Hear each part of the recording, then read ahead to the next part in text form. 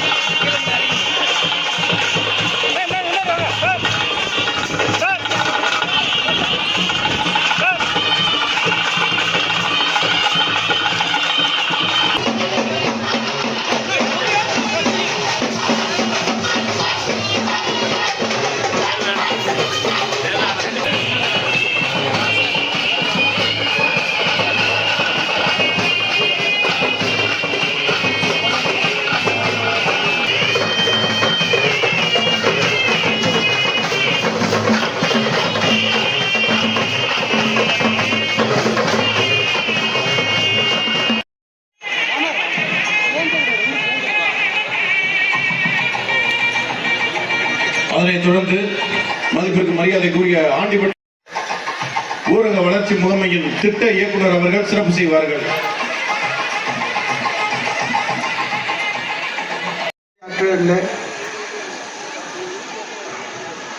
பெரும் மதிப்பிற்குரிய மரியாதைக்குரிய உரிய மாண்புமிகு சின்ன பசங்க எல்லாம் வந்திருக்காங்க. அவங்க சில டைம் படித்தாலும் சரி, ஓகே, இந்த மாதிரி மேஜிக் ட்ரிக்ஸ் பண்ணிக்கலாம்.